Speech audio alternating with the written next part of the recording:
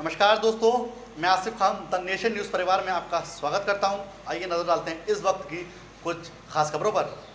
Samajwadi party के राष्ट्रीय सचिव व प्रदेश के पूर्व कानून मंत्री अभिषेक मिश्रा ने कहा, प्रदेश में भाजपा सरकार की संविदा खत्म होने जा रही है। 4 साल की संविदा पूरी हो चुकी है, अब सिर्फ 1 साल की बची है।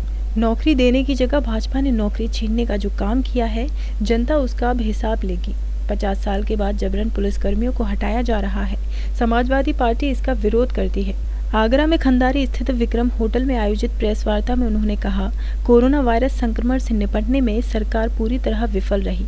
जमकर भ्रष्टाचार हो रहा है। 4 साल में 4 बार बिजली का बिल बढ़ाया गया। भाजपा धर्म और जाति के नाम पर लोगों को लड़ा रही है। सिर्फ एक समाज के लोगों की सुनवाई हो रही है, बाकी 95% जनता त्रस्त है। हाथरस कांड पर सपा नेता ने कहा, जिस बिटिया के साथ घटना हुई उसकी एफआईआर 7 दिन बाद लिखी गई। इलाज के लिए उसे दिल्ली भेजने में सरकार ने देर कर दी, जबकि निर्भया फंड से उसका इलाज होना चाहिए था। इस कांड में भाजपा नेताओं को सरकार बचाने का काम कर रही है। लोकतंत्र के चौथे स्तंभ मीडिया के खिलाफ सरकार साजिश रच रही है। किसको बचाने की कोशिश कर रहे थे लोग? किसके कहने पे बचा रहे थे? कहां से फोन आ रहे थे, चाहे लखनऊ से थे या लोकल लेवल के थे? किसके फोन थे जिससे 7 दिनों तक विधानसभा उन लोगों के खिलाफ एफआईआर नहीं लिखी गई?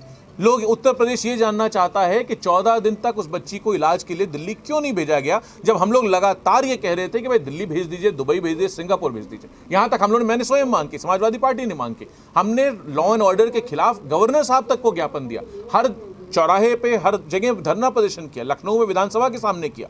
तो लाठी चलाने को तो सरकार तैयार है, एफआईआर लिखने को सरकार तैयार है, गलत इल्जाम और मुकदमे लिखने को सरकार तैयार है, लेकिन उस बच्ची को इलाज के लिए दिल्ली भेजने के लिए तैयार नहीं थी, जबकि निर्भया का फंड अलग से है। वो पार्लियामेंट का पास बजट है, पार्लियामेंट से उसको अप्रूव्ड है, उत्तर प्रदेश ने अडॉप्ट कर रखा है उसको, लेकिन नहीं किया। उसके बाद जनता ये जानना चाहती है 15 दिन बाद एसआईटी क्यों गठन की गई? उत्तर प्रदेश ये सवाल पूछना चाह रहा है, जब एसआईटी गठन की गई तो हमारे पत्रकार साथियों से, मीडिया से कौन सा खतरा था जो इनको गांव में घुसने नहीं दिया गया? आपसे कौन सा खतरा था पत्रकारों से? आप बताइए। कैमरामैन और एक पत्रकार अगर चला जाता तो ना 144 का उल्लंघन था, ना लॉ एंड ऑर्डर का उल्लंघन था, ना पीस का उल्लंघन था, लेकिन मीडिया जो चौथा स्तंभ है डेमोक्रेसी का, उसके भी खिलाफ साजिश सरकार रच रही है लगातार कर काम। विदेशी फंडिंग के मामले में उन्होंने कहा, अगर विदेशी फंडिंग से दंगे कराने की साजिश थी तो इसके लिए गृह मंत्रालय व वित्त मंत्रालय जिम्मेदार है। यह दोनों मंत्रालय की नाकामी है, जो समय रहते विदेशी फंडिंग का पता नहीं चल सका।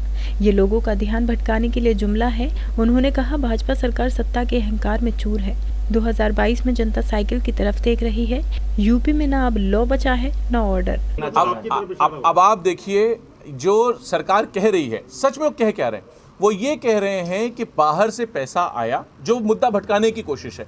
ये सच में इल्जाम है किस पे? ये सच में इल्जाम है भारत सरकार के गृह मंत्रालय पे। ये सच में इल्जाम है भारत सरकार के वित्त मंत्रालय पे, क्योंकि जो फाइनेंशियल इंटेलिजेंस यूनिट है ये उसका फेलियर है। अगर ऐसा हुआ है तो उसके खिलाफ सख्त से सख्त कार्रवाई हो, सख्त से सख्त, जो हिंदुस्तान के कानून में सबसे कठोर कार्रवाई है वो हो जाए।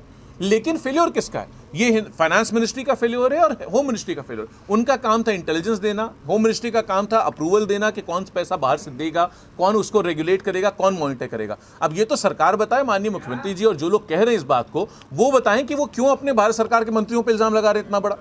सपा के पूर्व मंत्री अभिषेक मिश्रा ने आगरा आगमन पर लोहिया वाहिनी के पूर्व प्रदेश अध्यक्ष प्रदीप तिवारी और शहर अध्यक्ष वाजिद निसार आदि सपा कार्यकर्ताओं ने उनका जोरदार स्वागत किया। इस दौरान ब्राह्मण समाज के लोगों ने पूर्व मंत्री को फरसा भेंट कर उनका सम्मान किया। द नेशन न्यूज़ के लिए आगरा से दीपक श्रीवास्तव की रिपोर्ट।